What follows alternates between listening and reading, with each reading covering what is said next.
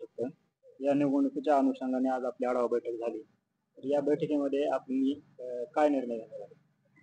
नाही, आज आमची बैठक जी होती 10 तारखेला ठेवली होती, परंतु आमचे ज्येष्ठ नेते भीमरावजी धोंडे साहेब यांचा 11 तारखेला मुंबई येथे माननीय नामदार अजितदादा पवार साहेब यांच्या उपस्थितीमध्ये प्रवेश असल्यामुळे ती बैठक आम्ही आज थोडी 4-5 दिवस पुढे ढकलू असा आम्ही निर्णय घेतला आणि आज ती बैठक संपन्न झाली. या बैठकीमध्ये आगामी स्थानिक स्वराज्य संस्थेच्या निवडणुकीच्या संदर्भात ज्येष्ठ नेते भीमराव धोंडे साहेब असतील, आमचे नेते बाळासाहेब आजबेकाका असतील यांच्या माध्यमातून त्यांच्या प्रमुख उपस्थितीमध्ये आज बैठक संपन्न झाली आणि त्या बैठकीमध्ये सर्वानुमते असं ठरलं की बुवा हे दोन नेते जे ठरवतील त्याप्रमाणे त्यांना अधिकार दिलेले त्यांनी युती आघाड्या कोणत्या प्रकारच्या करायच्या त्यांनी ठरवायचं आणि जास्तीत जास्त जनतेचे आता जे मागील 5 वर्षामध्ये पंचायत समितीच्या माध्यमातून सर्वसामान्य लोकांना ज्या अडचणी निर्माण झाल्या, विहिरीच्या अडचणी असतील, MRSच्या माध्यमातून गायगोठे असतील किंवा इतर ज्या मागण्या असतील शेतकऱ्यांच्या त्या बाबतीत खूप अडचणी निर्माण झाल्या. त्यासाठी स्थानिक स्वराज्य संस्थेच्या माध्यमातून पाटोदा तालुक्यातील 6 पंचायत समिती आणि 3 जिल्हा परिषद सर्कलमध्ये वेगवेगळ्या माध्यमातून उमेदवार देऊन विनिंग मेरिट लक्षात घेऊन जो विनिंग कॅन्डिडेट असेल त्या अशा उमेदवाराला उमेदवारी देऊन तो निवडून आणण्याचा ठाम निर्णय या ठिकाणी सर्वांनी घेतला. आता 2 गट एकत्र आले, काही अंतर्गत गटबाजी, नाराजी वगैरे काही याला नाही, आता काय आहे, राष्ट्रवादी काँग्रेस पार्टीमध्ये माननीय नामदार अजितदादा पवार साहेब यांच्या प्रमुख उपस्थितीमध्ये धोंडे साहेबांनी पक्षामध्ये प्रवेश केलेला आहे. त्यामुळे आता आम्ही सर्व एकच आहोत. त्यामुळे एक विचारात आम्ही सर्व निर्णय घेणार आहोत. त्यामुळे गटबाजीचा काही विषय नाही आणि तसं काही त्यांचा स्वभाव नाही गटबाजीचा.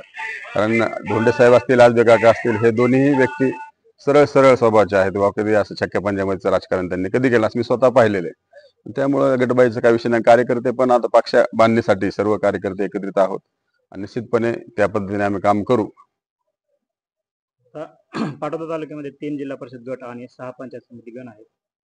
तर पूर्ण तुमचं बूथ लेवलचं मॅनेजमेंट कसं राहील? नाही, बूथ लेवल आता आमच्या प्रत्येक गावामध्ये कार्यकर्ते आहेत.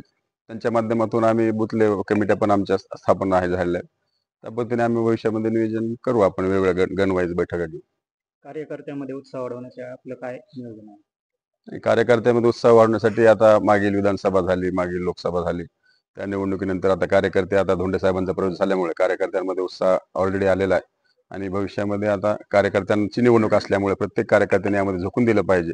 कारण स्थानिक स्वराज्य संस्थेनंतर ग्रामपंचायत निवडणूक आहेत. प्रत्येक कार्यकर्त्याने आपापल्या गावामध्ये बांधणी करणं आणि सर्वसामान्य शेतकरी असतील, कष्टकरी असतील, शेतमजूर असतील यांच्या प्रश्नांसाठी स्वतः त्यांनी प्रयत्न केले पाहिजेत आणि त्या माध्यमातून कार्यकर्ते प्रयत्नशील आहेत आणि त्यामुळे कार्यकर्त्यांमध्ये उत्साह तर भरपूरच आहे आणि भविष्यात सुद्धा जनतेचे प्रश्न सोडून कार्यकर्ते आमचा रस्त्यावर राहील.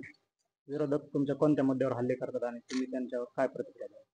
नाही, विरोधकांचा हल्ले करायचा काही संबंधच नाही. कारण की विरोधकांचं जे आहे त्यांची बाजू ते मांडतात, आमची बाजू आम्ही मांडू. आमची काय निगेटिव्ह बाजू कोणतीच नाही आतापर्यंत. कारण की भीमराव धोंडे साहेब असतील, आजबेकाका असतील, हे स्वच्छ प्रतिमेचे लोक आहेत. कसल्याही प्रकारचं भ्रष्टाचाराचं गालबोट त्यांच्यावर नाहीये.